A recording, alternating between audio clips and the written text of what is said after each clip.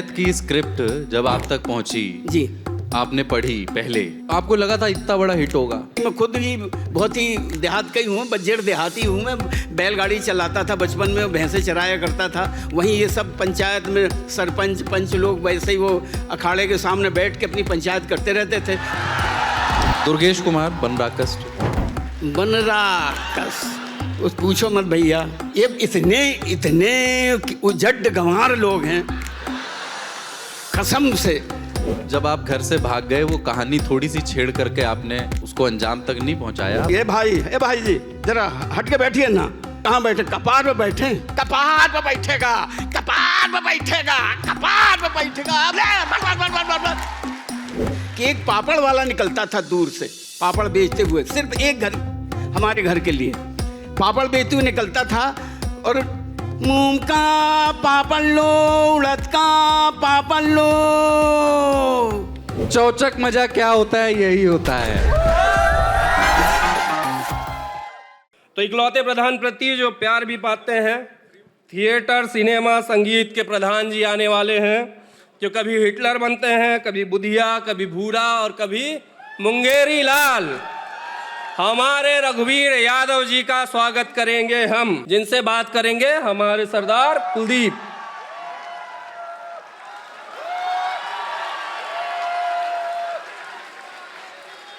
थोड़ा और जोर से, मजा नहीं आ रहा, थोड़ा और।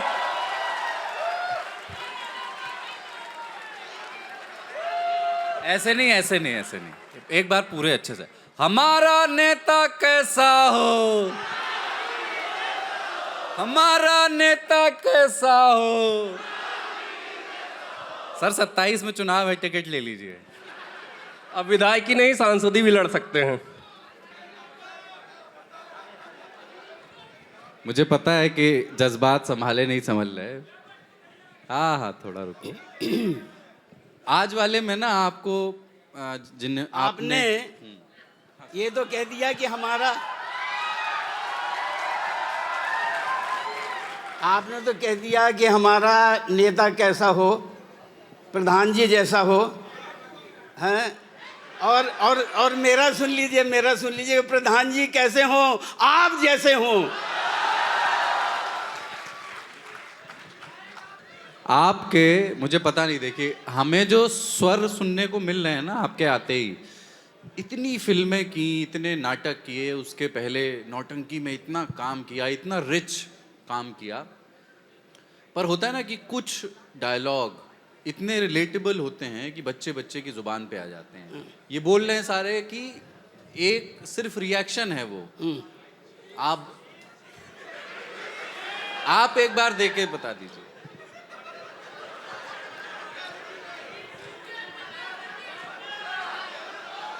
मटर का जमाना के आलू का जमाना आया है। चलो ओके चीज, हाँ एक बार छी से सुकर मानेंगे नहीं है, फिर वरना बोलते रहेंगे। क्या कह रहे हैं? चे बोलो, चे चे, चा, चीज, चा, चे, चा बोलो, चा। चे से, चा से चुनन चकोर की चांद पे चांटा मारा चुनन चकोर, चकराते चकराते चकमंडी गया, 4 आने का चमड़ा लिए चीर चार के 14वां तैयार किया। चौक वाली गली में 4 आने के चीनी, 4 आने के चाय, 4 आने के चने लेके चने चबाते चबाते चचा चुन्नेट के पास पहुंचा। चचा चुन्नेट चरपाई में बैठे चिलम चूस रहे थे, चाय की हंडिया चूल्हे पे चढ़ाए। चाची चिमटे से चिंगारियों पे चपाती चला रही थी। चाचा ने चाची से चिलम जलाने के लिए चिंगारी मांगी। मौका पाते चाचा ने चाची को चिमटे से चिंगारी चिपका दी। चाचा चिल्ला पड़े, चाची चाची चाची। लोग पूछते हैं कि चौचक मजा क्या होता है? यही होता है। अरे मटर भी आ गए, रुक जाओ। लेकिन ये इतना जरूर जानना चाहते हैं जी, लौकी किस रूप में पसंद है आपको, सूखी सब्जी की रसीली?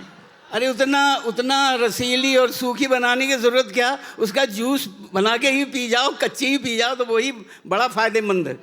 हाँ, तो बस मैं तो कच्ची लौकी पसंद करता हूँ। कौन पकाए, कौन उसका। लौकी की खीर भी बहुत अच्छी, बहुत अच्छी, कमाल की होती है। लौकी देखने में भी बड़ी अच्छी लगती है। और बड़े बढ़िया सीज़न में जब बारिश हो रही होती है, बड़ा बढ़िया मौसम होता है लौकी का। जी जी पंचायत की स्क्रिप्ट जब आप तक पहुंची, जी आपने पढ़ी पहले, जी। आपको लगा था इतना बड़ा हिट होगा ये शो? एहसास तो हो गया था, लेकिन एक शर्त थी मेरी उनसे। मैंने कहा, जब स्क्रिप्ट पढ़ी गई तो कहा गया बड़ा कॉमेडी शो है ये। तो मैंने कहा नहीं प्रभु, ये कॉमेडी शो नहीं है, ये शो है लेकिन कॉमेडी मत कहीं, नहीं सब ओवर एक्टिंग करने लग जाएंगे। मैंने कहा ये ऐसा स्क्रिप्ट है और ऐसा सब्जेक्ट है कि इसमें एक्टिंग की गुंजाइश नहीं है। अगर एक्टिंग की तो सब मारे जाओगे। हमें अपनी रूह पकड़ना है, जो कैरेक्टर की रूह पकड़ना है, बस उसी में हम जुटे हुए थे। और इस वजह से सारे कैरेक्टर इतने खूबसूरत, इतने प्यारे लगते हैं कि कोई विलेन लगता ही नहीं उसमें, क्योंकि वो सहजता, वो सरलता। अगर उसको हम कॉमेडी करने लग जाते, अगर उसमें एक्टिंग करने लग जाते, तो ये सहजता और ये सरलता बिल्कुल गायब हो जाती। जी। पंचायत का जो आपका किरदार है प्रधानपति का, उसकी कोई ऐसी बात किरदार की, मुझे मालूम है कि एक्टर्स लंबे समय तक एक किरदार निभाते हैं, शूट के बाद जब एक शूट खत्म हो जाता है कुछ तो उसकी बात रह जाती है पर्सनैलिटी में, कुछ आ गई क्या ऐसी? ऐसा तो कुछ नहीं है, क्योंकि मैं इस तरह के कैरेक्टर से वाकिफ़ हूँ। मैं जब पारसी थिएटर में था, और वैसे ही मैं खुद ही बहुत ही देहात का ही हूँ, बज्जेड़ देहाती हूँ। मैं बैलगाड़ी चलाता था बचपन में, भैंसे चराया करता था। वहीं ये सब पंचायत में सरपंच पंच लोग वैसे ही वो अखाड़े के सामने बैठ के अपनी पंचायत करते रहते थे। तो मुझे उस वक्त से याद है इन पंचों का, सरपंचों का जो होते हैं, बस वो जब कोई किसी की शादी ब्याह होती है तो अखाड़े के सामने बैठ जाते और पंचायत शुरू कर देते हैं। तो हम लोग बच्चे थे, छोटे थे, रहूँगा कोई 4-5 साल का, तो किसी की शादी में बस वही बैठे हुए थे, तो हम लोग खेल रहे थे सब बच्चे वहाँ पे। तो एक हमारे जो सरपंच थे वो कहने लगे, देखो, मेरे फादर भी वहाँ बैठे हुए थे, कहने लगे देखो ये आजकल के लड़के ये खेलने वेलने लगे रहते हैं, ना पढ़ते हैं ना लिखते हैं, हैं बस खेलने में लगे रहते हैं ऐसे ही, और फेल हो जाते हैं। हमारे ज़माने में हम फर्स्ट आया करते थे। तो हमने कहा अच्छा फर्स्ट आते थे? मैंने कहा सारे फर्स्ट आते तो फिर सेकंड कौन आता था? आय हाय, ये जो बात मैंने कह दी कि सेकंड कौन आता है, मैंने गलत बात नहीं की, तुमने पूछ ही लिया कि सेकंड कौन आता। मेरे पिताजी ने मुझे बहुत मारा कि बड़े बुजुर्गों के मुँह लगता है। उसके बाद भैया मैं बुजुर्गों के मुँह नहीं लगा, मैंने बदला यहाँ लिया इसमें पंचायत में आके, अब मैं बन के दिखाता हूँ। तो बस वही है और कुछ नहीं है, इतनी सी बात है। पंचायत के सेट पे जी। बदमाशी सबसे ज्यादा कौन करता था, आप या कोई और? मैं क्यों कहूँ कि मैं करता था। मुझे फैसल भाई किससे सुना के गए इसलिए पूछ रहा हूँ, आप बता दो कौन करता था। नहीं, बदमाशी करते नहीं तो हो जाती थी, क्योंकि ऐसा गर्मी का वक्त होता था। और दूसरी बात, मैं एसी वेसी से बड़ी नफरत है, क्यों हमने कभी, मैं पंखे में और एसी में कभी रहा ही नहीं, कूलर में भी नहीं रह पाता मैं। हमें तो पेड़ के नीचे की आदत है, तो मैं तो जाके वहीं वैनिटी वैन में कम बैठता हूँ, जाके पेड़ के नीचे बैठ के अपना कुछ कोई इंस्ट्रूमेंट लेके तो वो बजाता रहता हूँ, कुछ करता रहता हूँ, वैसे ही करता रहता हूँ। तो बस यही था कि वो जो गर्मी जब लगती थी तो अगर आप खामोश बैठेंगे तो ज़्यादा गर्मी लगेगी। तो बस ऐसी खुराफाते सूझती रहती थी। किसी को बड़ा, हम तो कहते थे बड़ा मज़ा आ रहा है गर्मी में, अगर ये गर्मी नहीं रही तो हम कुछ नहीं कर पाएंगे। बस ऐसी उल्टी सीधी बातें करके हम अपना मज़े लेते रहते थे, बस कुछ नहीं। सब ये जानना चाहते हैं, इसके पहले जो सवाल, मुझे मालूम है कि आदमी कॉन्ट्रैक्ट से बंधा होता है और स्टोरी रिवील नहीं कर सकता, पर फिर भी इस सवाल का आप जवाब कैसे दोगे कि अगले सीजन में क्या होने वाला है? भैया मुझे एक बात कहनी है कि हारने में बड़ा मज़ा आता है, और हारने का अगर आपने मज़ा ले लिया फिर ऐसी जीत होती है कि उसको फिर कोई नहीं हरा सकता।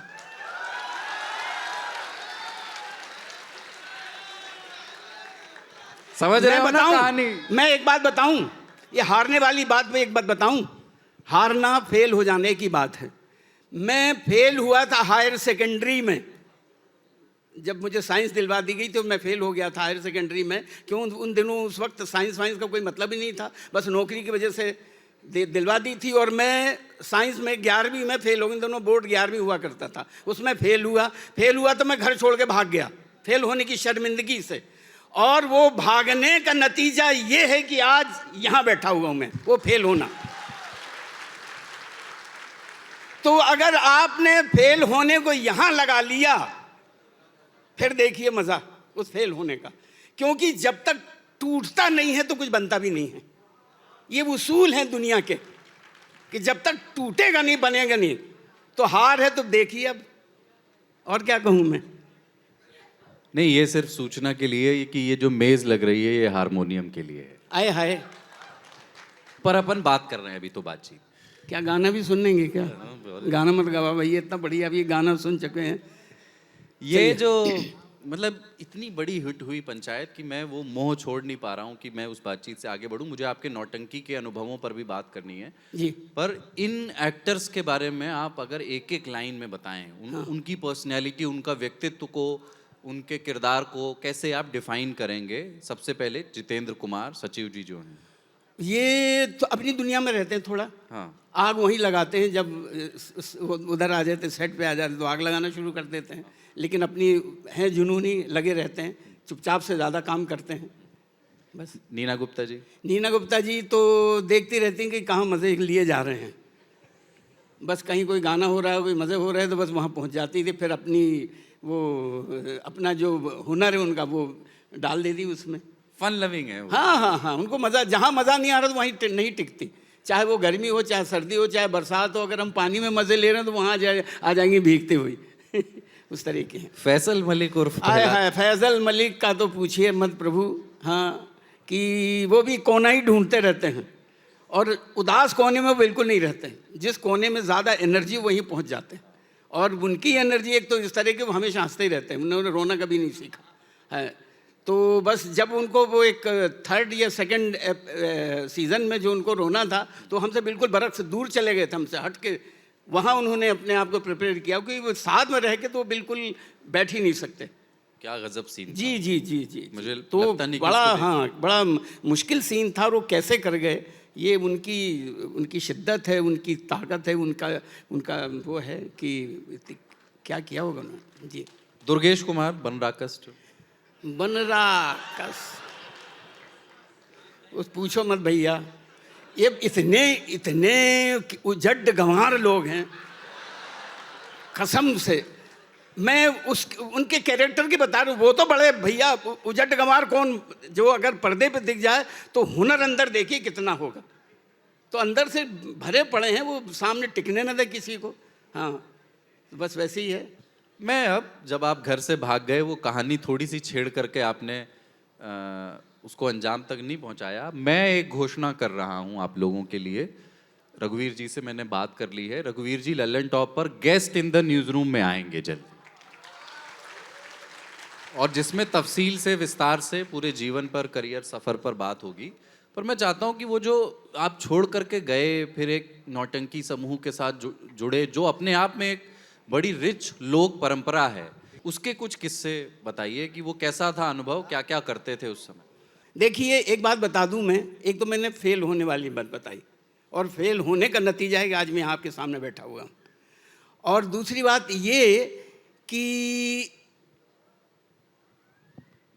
फेल होने के बाद जो मैं घर से चला, वहां से निकला, चाह को राह। ये सच कह रहा हूं कि आप जैसा चाहोगे वैसी रास्ता बनता है। तो मैं उस वक्त भैंसे चराया करता था, बैलगाड़ी चलाया करता, तो उसी पे गाना गा लेता था। मैं गाना वाना गाया करता था।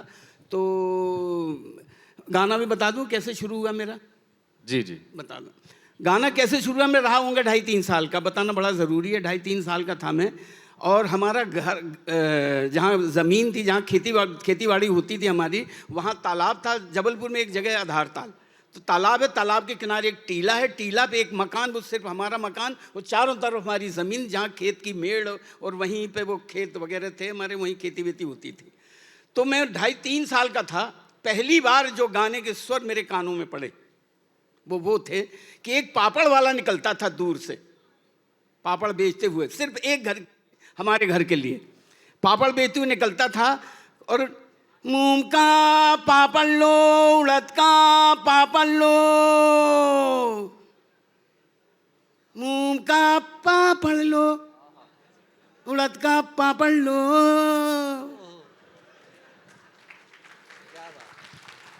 मूंग का पापड़ लो, उड़द का पापड़ लो। ये पहले सुर हम वहां से बुलाते थे, ए पापड़ वाले। पापड़ वाला वहां से चलना शुरू करता था, मूंग का पापड़ लो, उड़द का पापड़ लो।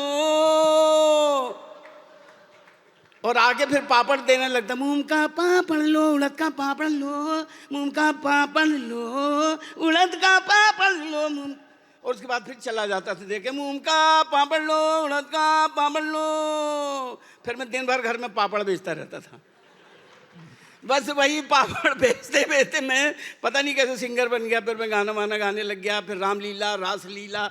और वहाँ उस वक्त ऐसा इतना खूबसूरत म्यूजिकल माहौल तारी था पूरी फ़ज़ा में कि मैं बयान नहीं कर सकता। वहाँ भीख मांगने वाले भी सुर में गाते थे, और रामलीला, रासलीला, कोई सब्जी बेचे, चूरन वाला, एक चूरन वाला निकलता तो वहाँ से वो भी सुनाई देता हूँ मैं। हाँ अभी बताइए ना।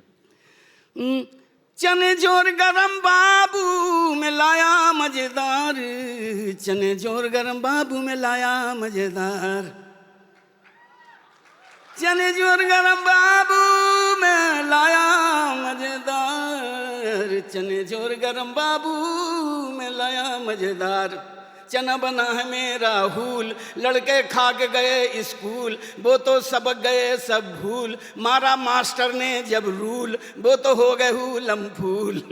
चने जोर गरम बाबू में लाया मजेदार, चने जोर गरम बाबू में लाया मजेदार। चना बना है मेरा सीर, इसको खाते लक्ष्मण वीर, मारा मेघनंद को तीर, रावण का फूटा तकदीर। चने जोर गरम बाबू में लाया मजेदार, चने जोर गरम बाबू में लाया मजेदार। ये एक रामायण वाले पंडित जी थे हमारे, जो रामलीला में रामायण पढ़ते थे, कमाल की रामायण पढ़ते थे। तो वो एक ही चौपाई को कितनी तरीके से गाते थे। तो मैं एक ही चौपाई को कई कई तरीके से, वो एक ही चौपाई वही होती थी, मतलब चौपाइयाँ होती थी, लेकिन चौपाई का जो मीटर होता था उसको वो कितने अंदाज में गाते थे कि जब अगर सीधा गा दिया, फिर जब लक्ष्मण जी को शक्ति लगी उस वक्त की चौपाई वो अलग है, फिर हनुमान जी नहीं आ रहे हैं उस वक्त का बिल्कुल रंग अलग, फिर हनुमान जी आ गए वो लेकर संजीवनी लेकर वो बिल्कुल अलग फ़र्क। तो एक चौपाई कोई भी, रघुकुल रीत सदा चली आई, प्राण जाए पर वचन न जाई, ये हो गया। रघुकुल रीत सदा चली आई, प्राण जाए पर वचन न जाई, रघुकुल रीत सदा चली आई, प्राण जाए पर वचन न जाई। अब हनुमान जी नहीं आ रहे, मान लीजिए देर हो रही है, तो रघुकुल रीत सदा चली आई,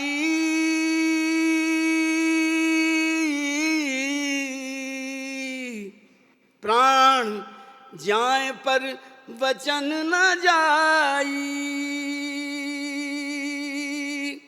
फिर हनुमान जी आ जाते थे, ये रघुकुल रीत सदा चली आई, प्राण जाए पर वचन न जाई, ये हो जाता था। तो ये इतने अंदाज, ये सारा माहौल जो आपको टीवी में इसमें कहीं नहीं मिलेगा, वो ज़मीन की जो मिट्टी की जो खुशबू, जो मिट्टी की जो मेहनत और शिद्दत का जो अंदाज़ था वो था उस वक्त।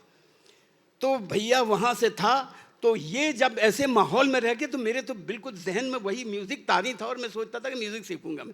जब फेल हो गया तो बस चाह को राह, फेल हुआ तो मज़ा आ गया कि चलो भागो घर से। तो हमारे एक प्रोफेशनल भगोड़ा था जो महीने में 3-4 बार भागता था घर से। तो बस उसका साथ मिल गया, मैं घर से भागा और सीधा ललितपुर पहुंचा। सबसे पहली बार मैं ट्रेन में बैठा था और हमने ब्रेकफास्ट पहली बार किया, क्योंकि हम मालूम नहीं होता ब्रेकफास्ट होता क्या है। हम तो कलेवा करते थे और नाश्ता करते थे, कलेवा ही बोला करते थे। तो पहली दफ़ा हमने ट्रेन में ब्रेकफास्ट किया और पहुंच गए वहाँ। और वहाँ हमने पहली दफ़ा देखी, वहाँ मुझे नाटक कंपनी लगी हुई मिल गई, चाह को राह। ये अन्नू कपूर उनके फादर की नाटक कंपनी थे, तो उसमें लगी हुई वो कंपनी। और हमने उसमें 2.5 रुपये का टिकट लेके वो नाटक देखा। और उसके बाद हम वहीं साइकिल स्टैंड पे सो गए। और उसके बाद उसके फूफा जी को वहाँ घर था, तो 3-4 दिन वहाँ रहे, उसको भागने की आदत थी, वहाँ छोड़ के फिर भाग गया। मुझे अकेला पड़ गया। मैं अकेला पड़ा तो मैं पहुँच गया वहाँ, नाटक कंपनी के जो मालिक थे उनके पास पहुँचा। मैंने कहा भैया ऐसी ऐसी बात है, वो मुझे छोड़ के चला गया, कोई काम नहीं, क्या करूँ? तो बोलते क्या करोगे? तो मैंने कहा गा लेता हूँ। तो बोला सुनाओ। अब क्या, मैं बुंदेलखंडी, सा और शाह में फ़र्क नहीं मालूम होता था, बस देसी आवाज़ जो थी वो गाँव की आवाज़, बस उसी में मैंने सुना दिया उनको। कहने लगे बेटा गाते तो सुरीला हो, लेकिन तुम्हारा तलफ़ुज़ बड़ा ख़राब है। तो मैंने उनसे कहा जी तबले पे गाऊंगा तो ठीक हो जाएगा। अब मुझे लगा तलफ़ुज़ तबले से कोई ताल्लुक़ होगा इसका। तो फिर सारे लोग हंसने लगे वहाँ कि ये तलफ़ुज़, तब उन्होंने बताया कि तलफ़ुज़ का मतलब उच्चारण होता है बेटा, प्रोनाउंसिएशन होता है। तब मैंने कहा हाँ ठीक कर लूँगा। फिर शर्मिंदगी कि मुझे तलफ़ुज़ का मतलब नहीं मालूम। फिर मैं उसमें, खैर उन्होंने मुझे 2 रुपये 50 पैसे में रख लिया उस नाटक कंपनी में। मैं 6 साल तक बिल्कुल खाना बदोशों की तरह उस नाटक कंपनी में रहा। गांव-गांव में जाके यूपी, बिहार, एमपी सब जगह हमने उसमें जाते थे। एक डेढ़ महीने के लिए तंबू गाड़ते थे, वहाँ नाटक करते थे।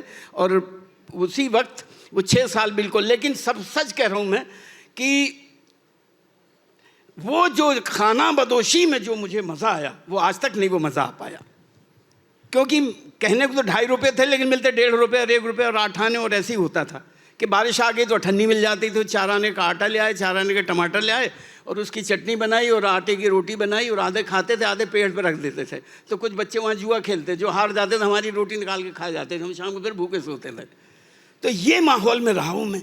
तब से मैंने देखा कि प्रभु अगर कुछ करना है तो फिर टूटना तो पड़ेगा, मशक्क़त तो करनी पड़ेगी। क्यों कि मेहनत और भाग्य, आप भाग्य के भरोसे बैठेंगे तो बैठे रहेंगे, अगर मेहनत के भरोसे हैं तो आप बैठे नहीं रहोगे। तो भाग्य को छोड़ दीजिए, मेहनत करिए बस। वो वहाँ से सीख लिया मैंने, और बस मेहनत करते चला, फिर नहीं देखा कि क्या है, बस करते करते करते। और फिर वहाँ के बाद फिर मैं लखनऊ आया। जब फिर वो नाटक कंपनी ख़त्म हुई तो लखनऊ आया, 3 साल यहाँ रहा। यहाँ से मैं बिहार जाया करता था। यहाँ पपेट्री या कुछ करते थे? यहाँ नहीं, थिएटर भी किया, पपेट्री भी किया। तो और यहाँ से हम बिहार जाया करते थे। 2 महीने के लिए वो शादियों के प्रोग्राम में हम गाना गाने के लिए जाया करते थे। वहाँ वो अलग किस्से थे, वहाँ के भी किस्से सुनाई देता हूँ मैं। वक्त है तब, बहुत वक्त है। तो अब क्या है कि मैंने क्या किया कि ज़िंदगी भर मज़े ऐसे लिए कि जो हो रहा है, और क्या है कि नसीहतें आपको तमाम उम्र मिलती रहती है, रास्ते में मिलती रहती है। तो हम एक जगह, एक वहाँ हमारे, जहाँ मैं हाजीपुर जाया करता था, तो हाजीपुर में एक जगह है चौहट्टा, वो महेश एक पार्टी चलाता था, जो हम लोग गाने वाने वाली पार्टी, म्यूज़िक पार्टी थी, वो बैंड था उसका, तो हम उसमें जाया करते थे। तो किसी की शादी में गए तो हम कहीं से निकले शादी में जाने के लिए, तो एक पूरी बारात, एक नया किसी ने ट्रैक्टर ख़रीदा था, और वो ट्रैक्टर का मालिक ट्रैक्टर पे है और पूरी बारात उस ट्रैक्टर में बैठी हुई है, पूरी बारात उसमें धंसी हुई है, वो पीछे ट्रॉली उसमें धंसी हुई है। मैं और महेश, वो जो उसके पीछे वो होता है ना, वो तिरपाल सा लगा होता है, तो 1-2 डंडे ऐसे लगे, तो एक में मैं यहाँ बैठा हुआ हूँ और एक में वो बैठा नहीं, मतलब ऐसे खड़े, वो डंडा पकड़ के, और वो दूल्हा और पूरी बारात उसमें ट्रॉली में बिल्कुल ऐसे बिल्कुल ठसा भरी हुई, और ये पगड़ी बांधे हुए, नई पगड़ी, ट्रैक्टर वाला, ट्रैक्टर चला जा रहा है। पता नहीं कहीं पटना के आसपास कोई जगह थी, छोटी सी जगह थी कहीं, तो हाँ बेतिया ऐसे कहीं कोई जगह थी, बता वो चले जा रहा है। और सड़कें उन दिनों बड़ी ख़राब हुआ करती थी। तो ये जो महेश था तो बिल्कुल ऐसे बैठा हुआ, और उसकी जो वो पगड़ी थी, जो ट्रैक्टर की, जो मालिक था, ट्रैक्टर का मालिक, वो पगड़ी उसके यहाँ लग रही थी। जब वो चलता था वो पगड़ी उसकी आंखों के सामने आ जाती थी। तो उसने कहा कि ए भाई जी ज़रा हट के बैठिए ना। तो महेश ने कह दी कहाँ बैठे? कपार पे बैठे। आए हाय, जो उसने कहा कपार पे, तो फैल गए वो, तो कपार पे बैठेगा, कपार पे बैठेगा, ले बैठ कपार। उसने एक्सीलेटर दिया और ट्रैक्टर चल पड़ा, धड़ धड़ धड़ धड़ धड़ धड़ धड़ धड़। कपार पे बैठेगा, कपार पे बैठेगा, कपार पे बैठेगा। अब उसने जो कपार पे बैठेगा, ले बड़ बड़ बड़ बड़ बड़ बड़। उसने ट्रैक्टर सड़क से नीचे खेतों में घुसा दिया, कपार पे बैठेगा। पूरी बारात उड़ल पुड़ल इधर उधर होके सारे खाली ट्रैक्टर चलाए जा रहे, सारी बारात उसके पीछे पीछे भागी जा रही, और वो चिल्ला रहे कपार पे बैठेगा, कपार पे बैठेगा। ले भाई अब पूरे पीछे आखिरकार वो जाके उसने कहीं सड़क के किनारे वो ट्रैक्टर खड़ा किया और जाके पेड़ के नीचे बैठ गया, लेकिन वो कपार पे बैठेगा, कपार पे बैठेगा, कपार पे बैठेगा। उसका कपार कम ना हो। खैर जाके फिर उसे माफ़ी मांगी गई। उसके बाद दोबारा हम लोग बैठे, लेकिन महेश और हम लोगों को पीछे बैठाए। फिर पूरी बारात फिर, और धीरे धीरे वो उसको हुड़क उठती थी, बीच में बोलते कपार पे बैठेगा, कपार पे बैठेगा। तो ऐसे ऐसे माहौल में रहा हूँ, तो बड़े मज़े लिए उस वक्त के। जी, नौटंकी में किस तरह के रोल होते थे या जो ये याद हो नौटंकी जाए? थी, ये पारसी थिएटर हुआ करता था। तो पहले तो शुरू में मैं सिर्फ गाना गाया करता था, और गाने में उन दिनों मन्ना डे और मुकेश रफ़ी इन लोगों के हम गाने गाया करते थे, तो मैं ही गाता था। तो क्या हुआ कि एक बार हम स्टेज पे बैठे, वो मन्ना डे की, मैं मन्ना डे की और मुकेश और रफ़ी कॉपी करके गाता था उन दिनों। तो मन्ना डे की कॉपी में गा रहा, जनक जनक तोरी बाजे पहलिया। कैसे कैसे कॉपी? जनक कब कॉपी तो नहीं कर पाऊंगा, मैं कॉपी तो नहीं कर पाऊंगा, लेकिन मालूम है सबको, तो मैं वो बात जो है वो बता देता हूँ। तो झनक झनक तोरी बाजे पहलिया में गाए जा रहा हूँ। तो एक सार्जेंट बाबा थे वहाँ, जो करीब 80-85 साल के थे। तो वो बैठे हुए वहाँ, वो गेट कीपर हुआ करते थे। तो वो बैठे, वो बीड़ी पी रहे, उनको मज़ा नहीं आ रहा। तो वो हारमोनियम मास्टर ने पूछ लिया कि देखो बाबा क्या बढ़िया गा रहा, बिल्कुल बिल्कुल कॉपी। कहता हाँ हाँ ठीक है, और बीड़ी पिए चले जा रहे। उनका बाबा देखो तो क्या कॉपी करता, बिल्कुल डिक्टो वैसे ही। तो कहता बेटा कॉपी करने से क्या होता है, नकल करने से क्या होता है, अल्लाह ने जो दिया है उसे टटोल, पहले वो देख कि क्या है तेरे पास जो अल्लाह ने दिया है। कॉपी करके नकल करते करते मर जाएगा, जब वो खुद जिंदा है गाने वाला, तो तू कॉपी करके नकल करके क्या कर लेगा। आए हाय, वो बात जो मुझे लगी, उसके बाद मैंने कॉपी करना बिल्कुल बंद कर दिया, फिर अपने ही अंदर ही ढूंढता रहा। और ये मैं सच कह रहा हूँ कि सबके अंदर हुनर तो है भैया, सबके अंदर है। हम लोग अपने हुनर को छोड़ के दूसरे को टटोलने लग जाते हैं, वो मत करिए। आपके अंदर है, उसको टटोलिए। अगर खूबी है तो खूबी को और उसको मांझिए और उस पर मेहनत करिए, और खामी है उसको खूबी में तब्दील कर दीजिए। सिर्फ इतनी सी बात है और कुछ नहीं है। बस सोते मत रह जाइए, करते रहिए। वो मैंने सार्जेंट बाबा से सीख लिया, और वही करते करते बैलगाड़ी चलाते चलाते मैं यहाँ तक पहुँच गया। सीधी बात ये। उस नाटकों में काम करने के दौरान का कोई ऐसा अनुभव है, जैसे कई बार होता है ना फिल्मों में, तो अब बहुत VFX आ गया है, तमाम चीज़ें, खून दिखाना है आपको, एकदम रियल लगेगा फिल्मों में आप कर सकते हैं, नाटक में नहीं कर सकते। हाँ। खून दिखाना है। अरे हम दिखाते थे, मजनू बनते थे, उसमें दिखाते थे असली खून। असली खून तो नहीं दिखाते थे, नकली लगाते, असली कहाँ से दिखाएंगे। हाँ, लेकिन कुछ लोग एक आध ने दिखा दिया असली खून। एक किस्सा था कि एक थे जो मजनू बनते थे, उनको लैला से इश्क हो गया था। तो एक जगह थी जहाँ पे वो लैला खून मांगती उनसे। तो खून मांगती है कि अगर असली मजनू है तो दे खून।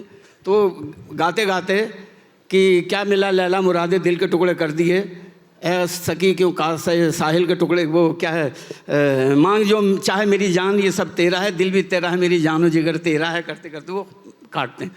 तो वो मोहब्बत करते, उसने एक बार उनसे पूछ लिया, वैसे ही खड़े खड़े के, मैं इसको करता हूँ, करेगी? उसने कहा मैं, अरे आप तो मेरे चचा समान है, मैं कैसे कर सकता हूँ, कैसे करूँ? तो वो चढ़ गए। वो तो कहा नहीं, तो उन्होंने कहा बिल्कुल नहीं, हो ही नहीं सकता। उसने मुँह घुमा लिया। तो उन्होंने क्या किया कि बिल्कुल ऐसा छुरा लिया और वो अपना वो यहाँ से चौकटा बनाया, ऐसे ऐसे करके बोटी निकाल के कटोरे में रख दी। अब वो बोटी उछलने लगी, वो तो बेहोश हो गई लैला। उसके बाद भागी। फिर बाद में वहाँ क्या होता था कि जब कोई ऐसे अनायास ही कुछ अगर सीन बंद करना पड़ा तो होता था, और पर्दा गिरता था और आगे कुछ 2-3 डांसर हैं, आगे वो जुल्मी सवरिया ने हंस के मारा, तीर निशाने का कस के मारा, वहाँ डांस हो रहा है। फिर वो वहाँ जाके निपटाया गया मामला, तब कहीं जाके फिर वो, तो इस तरह के बहुत किस्से होते रहते थे वहाँ। मैं लेकिन एक सवाल बीच में, एक गीत और सुनेंगे आपसे आराम से, लेकिन एक प्रश्न मेरा रह गया। जैसे होता ये है कि फिल्मों में इस रोल को कौन निभा पाएगा, या इस रोल के लिए कौन फिट है के आधार पर चुनाव होता है। पर और इस तरह से आपको फिल्मों में कई रोल मिले, लगान, पीपली लाइव और ये। पर मैं मतलब आपको अगर सेलेक्ट करना हो कि मैं इस तरह की भूमिकाएं करना चाहता हूँ, मैं इस तरह का रोल अभी तक नहीं किया है, पर मैं ऐसा एक रोल सोचता हूँ कि मैं ऐसा करके देखूँ जो मेरे लिए भी चैलेंजिंग होगा, तो आपने सोचे हैं 2-3 तरह की ऐसी भूमिकाएं जो आपने नहीं की हैं पर करनी हो, जो आप सेलेक्ट करके? नहीं, मेरे सोचने से पहले ही मिल गई उस तरह की भूमिकाएं मुझे। जैसे मतलब अरे काफ़ी बहुत, जैसे सलाम बॉम्बे, सलाम बॉम्बे, मैसी साहब, सलाम बॉम्बे, और भी हैं कई। और क्या है कि मैं खुद ही कोशिश करता हूं कि जो रोल मैंने कर लिया उस तरह के ना मिले तो ज़्यादा बेहतर है। तो मेरी शुरू से ही यही नियत रही है कि ऐसा काम करो जो कि करने में मज़ा आए, और जब जाहिर है कि अगर करते हुए मुझे नहीं मज़ा आएगा तो मेरी ऑडियंस को क्या मज़ा आएगा। तो मैं वही कोशिश करता हूं कि बिल्कुल अलग हट के। थिएटर में तो बहुत किया मैंने, थिएटर में तो मेरा जो सबसे मुश्किल किरदार रहा है जो मुझे करने में, और उससे मेरी बहुत आंखें खुल गई एक तरह से। द फूल, बैरी जॉन का एक प्ले था द फूल, एडवर्ड बॉन्ड का एक नाटक था द फूल, वो मैंने किया था। तो उसके बाद तो मुझे बहुत सारे रास्ते नज़र आए एक्टिंग के मामले में और ये सब, कि भैया एक्टिंग लफ्ज़ तो जहन से निकालना पड़ेगा एक्टर को। जिस एक्टर के जहन में एक्टिंग लफ्ज़ है वो एक्टिंग ही करेगा, वो रियल जो ज़िंदगी है, जो रूह है, उसको नहीं पकड़ पाएगा। तो तब मुझे महसूस हुआ कि एक्टिंग, ये लफ्ज़, अगर आपको एक्टर बनना तो एक्टिंग लफ्ज़ जहन से निकालना पड़ेगा। आपको डूबना आए, तैरना वैरना तो ठीक है आता रहता, लेकिन डूबना अगर आप में मज़ा आने लगे आपको, फिर डूबिए। मुझे डूबने में मज़ा आता, तैरने में मज़ा नहीं आता मुझे, सीधी बात है। तो सलाम बॉम्बे और ये मैसी साहब, सलाम बॉम्बे, ये मुझे लगा। और अगर अभी मैं चाहता हूँ तो वैन गॉग में करना चाहता हूँ, जो पेंटर वैन गॉग, वो मेरे जहन में है कि उस तरह का किरदार मुझे करना है। जबकि आपकी जो छवि, आवाज़ है ना, आपको बहुत सारे कॉमिक टाइमिंग वाले रोल्स मिले हैं, और वैन गॉग ने जो पेंटिंग्स बनाई हैं वो दुनिया की सबसे उदास कलाकृतियाँ हैं। जी जी जी जी। आप उदासी से बहुत रिलेट कर पाते हैं वैसे, मतलब आपको देख के लगता नहीं? मैं एक बात बता दूं, मैं कॉमेडी के अंदर कहीं ना कहीं वो उदासी छुपी हुई है।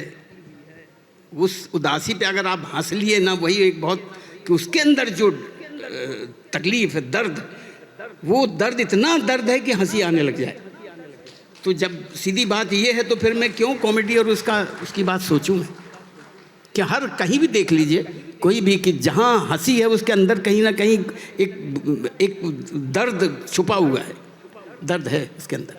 जैसे आपका सफ़र जो है ना, मतलब कागज़ कलम ले करके अगर मैं शुरू करूं उसको, जबलपुर से 11वीं फेल होना, फिर ये करना, उसका कुछ हिस्सा आपने बताया, और उसके बाद अब यहाँ जीवन के इस पड़ाव पे आपका जो मूल भाव है वो संतोष का है, या अभी और आग है, ऊर्जा अभी और करना है, या अभी मैं ठहरा नहीं हूँ, मेरे को भी ये कर, अभी इच्छाएं बहुत हैं, या ये है कि अब मुझे बहुत संतोष है, इसके आगे जो मिल जाए वो हरी इच्छा? नहीं जी, हरी इच्छा कुछ नहीं है, हमारी इच्छा है। दूसरी बात ये है कि अभी इस वक्त मुझे यूँ लगता है कि सीखने के लिए इतना कुछ पड़ा हुआ, ज़िंदगी बड़ी छोटी है। मुझे लगता है कि अगर आप इस पेशे में, उसमें है, तो यहाँ तो सब कुछ सीखना बड़ा ज़रूरी है। कभी ऐसा लगा कि बस सीखते जा रहे हैं, और मैंने कभी कोई मंजिल नहीं बनाई, मैं रास्ता बना के चले जाता हूँ कि बस रास्ता बनाइए, मंजिल के चक्कर में मत पड़िए। मंजिल तो 2 मिनट में मिल जाती है, उसके बाद फिर कुछ नहीं है, खाली रास्ता बनाइए। रास्ता बनाने में जो मज़ा है तो ज़िंदगी छोटी लगने लग जाती है। हाय पूरा कि अब भैया पड़ा हुआ कर लो, मत आराम करिए मत। और एक बात बताऊँ, सबसे आसान चीज़ क्या है? सबसे आसान बताइए, सबसे जो आसान है, मज़ेदार, सबसे आसान क्या है? आप बताइए क्या हुआ जी? सोना कह रहे हैं। सोना, हाँ जी।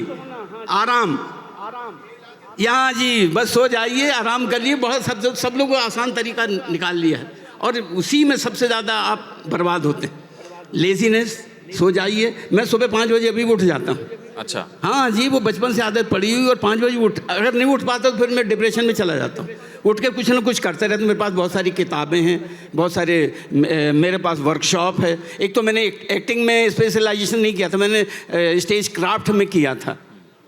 तो वो था, तो मेरे पास वर्कशॉप है, तो कहीं बांसुरी बनाता रहता हूँ, कहीं कुछ इंस्ट्रूमेंट बना लिया, कहीं कुछ करता रहता हूँ। तो 24 घंटे अपने आप को बिजी रखता हूँ। ये इब्राहिम अलकाजी ने सिखाया कि अगर सोए तो बस, कहते भी जो सोया सो खोया, जो जागा सो पाया उसने। तो बस हमारे बचपन से वही आदत पड़ी, और मुझे सोने में बिल्कुल मज़ा नहीं आता, जागने में बड़ा मज़ा आता है जी। मुझे पता है कि आपकी जेब में बांसुरी नहीं होगी, वरना हम सुनते, पर guest in the news room में जब आप आएंगे ज़रूर ज़रूर ज़रूर। तो तब आपसे ऐसा बहुत ज़्यादा नहीं, बस ऐसे मज़े के लिए, अपने मज़े के लिए बजाता रहता हूँ, सीखता रहता हूँ, बस सीखता रहता हूँ। कोई उस्तादी हासिल नहीं है, बस सीखता मज़े लेता रहता हूँ। एक कुछ अपनी मर्जी से आप सुना दीजिए। अभी किसी ने कहा था, हाँ? कोई फरमाइश है तो बता दीजिए, वरना फिर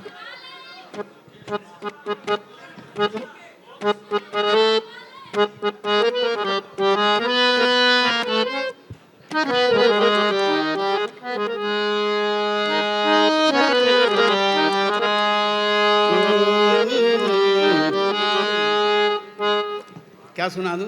क्या सुना दूं? अरे मटर कोई मटर गा के सुना। अरे मटर मटर रे मटर मटर मोरे मटर मटर, अरे मटर मटर मोरे मटर मटर, हाय मटर मटर मोरे मटर मटर, दिन में मटर और रात में मटर यार, मटर मटर मोरे, अरे खान मटर मटर यार, मिला गटर रे मटर मटर मेरे मटर मटर, मटर मटर मेरे मटर मटर ले मटर जी, मटर मटर। लो भैया, ये फरमाइश थी आप लोगों। बहुत बहुत शुक्रिया सर, आप यहाँ आए, और बहुत सारे कलाकारों से आप जीवन में मिलते हैं, पर इतने बहुआयामी, इतने वर्सेटाइल लोग, इतने वर्सेटाइल कलाकार मैं खोजने में आता हूँ तो मुझे कोई और नहीं दिखता। एक्टिंग, सिंगिंग, नौटंकी का आनंद, जीवन का रस, आपके साथ मिलकर के, आपसे बात करके बहुत आनंद आया। आप यूं ही बने रहें, फिल्मी दुनिया की चमक दमक आपको बिल्कुल भी ना बदले, ऐसी मेरी शुभकामनाएं। बहुत बहुत शुक्रिया आप आए। Thank you.